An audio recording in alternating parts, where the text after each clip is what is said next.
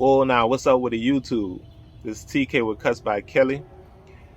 You can see I'm out here in my garden. I got me a new plant, if you want to call it a garden. But anyway, I got me a new plant. I got me a tomato.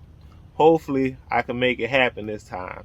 Because last time when I did it, man, they had so many of these little bugs on that started eating my plant up and tearing it up. But hopefully this time it all works out for me. But I got a nice cut for you in this video. It's actually a first time client that came from my Instagram promotions. Like last week, I got 3 people off that promotion. Like I told y'all in my previous video, well, in one of my videos, but I just spent $20 on that promotion and I got 3 people. So, I mean, that promotion is definitely paid for. So you should look at that video, and if you're trying to build clients like me, I'm in a new state and all that, trying to build my clients, you might be interested in that. But I hope you enjoyed this video. Make sure you like, make sure you subscribe, make sure you hit the notification bell. Leave a comment if you have any questions about what I'm doing. But let's just get into the video. Yeah.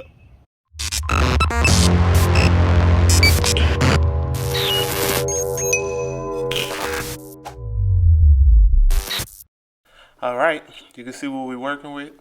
We're gonna do a taper fade on here. So what I normally do is I spray my client's hair down with water, and then I kind of massage it in. It kind of softens up the hair for me, so I can pick it out. I even do that with my wavers and stuff sometimes. I wet the hair and I let it dry, and that kind of get all the oil off the scalp too, so it makes it even better to cut. It's almost if I wash the hair for those clients who hair I don't wash. So that's something you might be interested in doing, just spraying the hair with water, because like I said, once the water dry, it just makes the hair as if you just got it out the just finished shampooing it. But besides that, here we go with our taper. My first step I used my number 2 guard against the grain, open, and I knocked out some of the weight, thinned out the hair, and I go from 2, 1, and then 0. So I did 1 and here is 0 right here. And I'm just using the corner of my clippers to knock out the weight. And this is just gonna set me up right before I get into my fading method.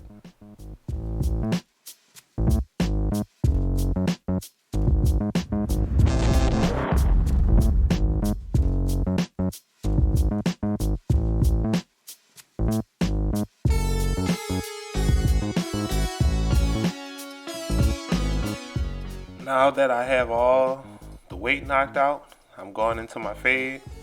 So I'm starting at the bottom this time, and I did close. Now I'm going quarter, 3/4, then I'm gonna go open. After that, I'm gonna put on my 1/16 guard again, and then I'm gonna finish out the fade with close quarter, 3/4, and open.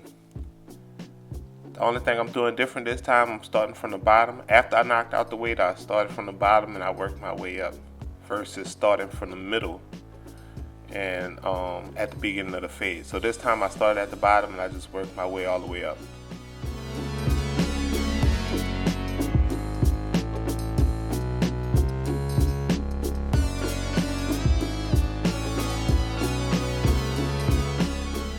As promised, I have that 1/16 guard on, and I'm working my way up, doing close quarter, 3/4 open, and that's going to finish out the fade.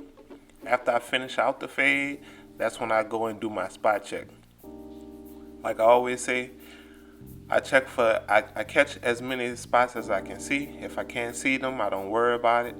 I go to the next step, and then usually when I do my lineup, it brings out more spots than I clean it up a little further.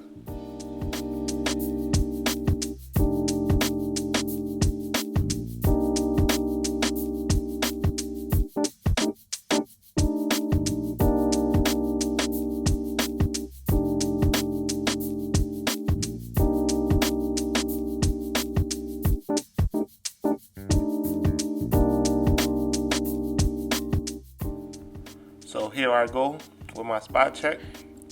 I'm going around catching the part that I didn't get as far as knocking out the weight is concerned. I'm thinning that out even more. Then I'm gonna go in and catch more spots at the bottom of the fade. So you can see that now. I'm going to the bottom and catch spots that I didn't get. Then, like I said, I do that for so long, then I go to my next step.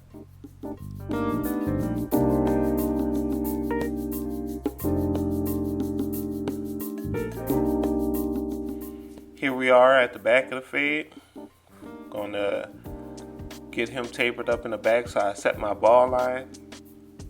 And I also thinned out the hair with a number 2, and I'm gonna thin it out with the number 1 and then 0. Like I said, that's the way I usually do when I'm doing my debulking stage. Here's the number 2. I'm thinning it out. Then I'm gonna go with the number 1 and thin it out. And you can see I'm going with the grain right here. You can thin out going with the grain or against the grain. I typically go against the grain unless the hair is not giving and I feel like it's not coming off the way I want it, then I go with the grain. So it's just your preference, but it's pretty much the same numbers if you go with the grain or against the grain. And you can see I'm setting my middle line. On the side, I didn't set my middle line. I just knocked out the weight and then I faded all the way up. But this time, I knocked out the weight and now I set my middle line, and then I'm getting ready to start my fading. And that's what I'm using here's my 1 guard right here. My 1/16 guard, and I'm starting my fade with.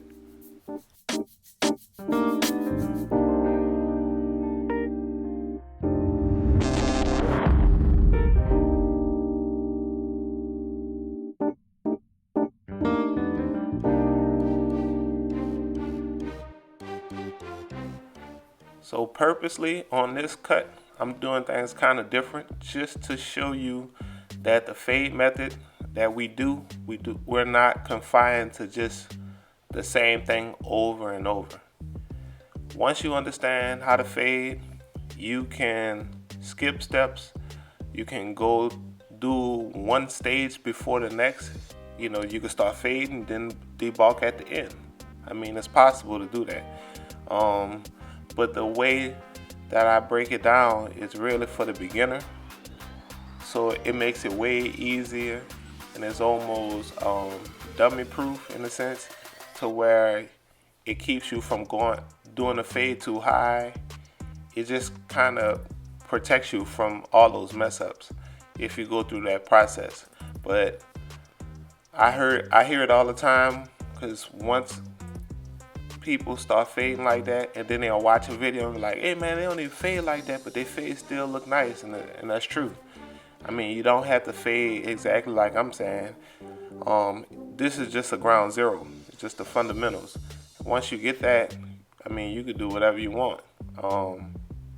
I've seen people who just fade, just picking at it without doing any steps, but it's really about the eyes developing, like I always say, so you can see what you want. And once you can see what you want, you can make a plan to get to that stage that you want to be at.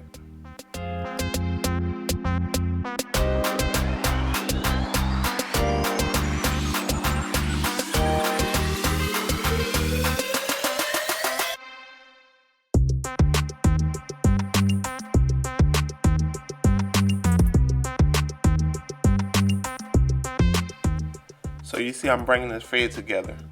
Now I have no guard on, and I'm blending into the middle part. Right after that, we're gonna do the spot check.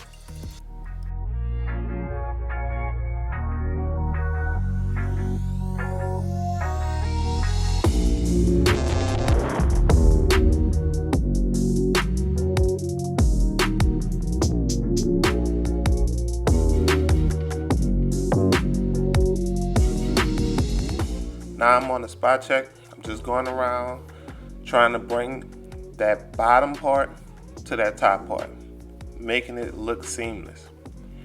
And like I always say, when you're cutting, if it seems like the spots ain't coming out and you're starting to get frustrated, stop and do something else, and then come back to it. You always have time to come back to that fade.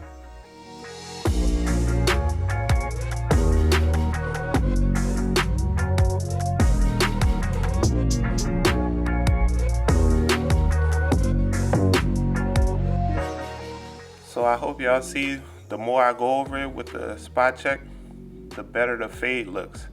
So that's just something you could keep in mind. Like something I always say, if you're cutting hair in 30 minutes, sometimes it might be hard to get all those spots out. But if you take longer, you can get more of the spots out. But also keep in mind, if you're taking longer on the cut, you should get paid more because you're spending more time on that one client.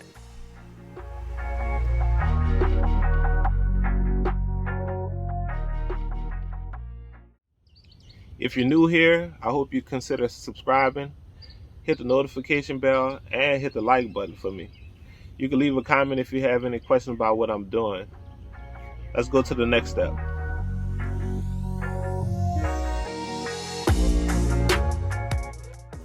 Now I'm just prepping for the lineup. I have my blade all the way open and I'm just combing the hair down, and as I'm combing the hair down, it cuts some of the hair too. Now this method, you could use, it's pretty safe if you keep the blade like 90 degrees from the head, but you still can use a 1/16 guard with the grain all the way open and get the outcome that you want. So you can see I'm lining up the back and I'm using my cordless T outliners. These clippers work pretty good. When I first got them, I wasn't really on them. I didn't like how they were cutting, but now that I got them adjusted right, they work like a charm.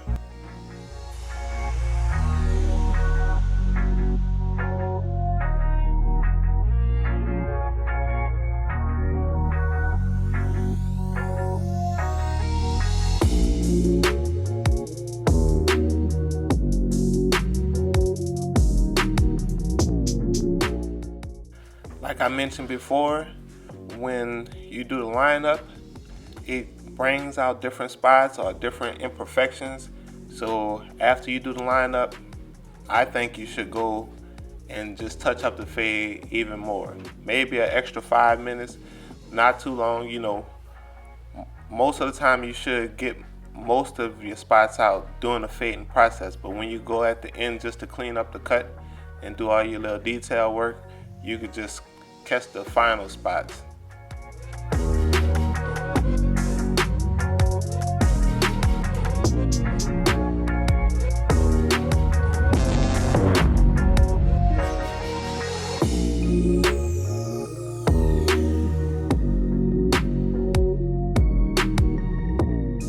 So y'all see the line that's coming together? It looks nice to me, and you can see the blend looks good too. I feel like everything is coming together.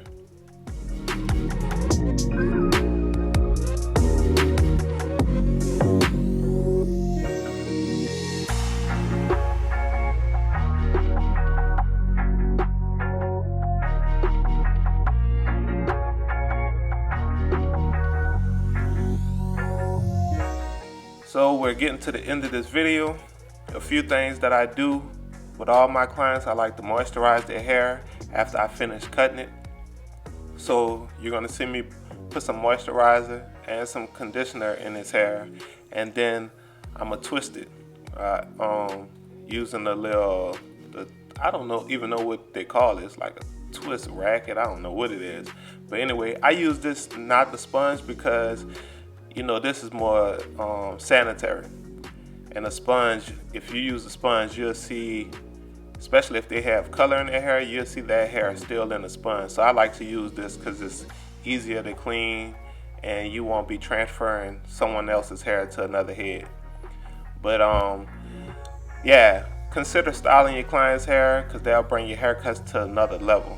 But this is the cut. I hope you like it. Make sure you like, make sure you subscribe, make sure you hit the notification bell. Leave a comment if you have any questions about what I'm using or how I'm doing my cuts. But that's it. This is TK with Cuts by Kelly, and I appreciate you.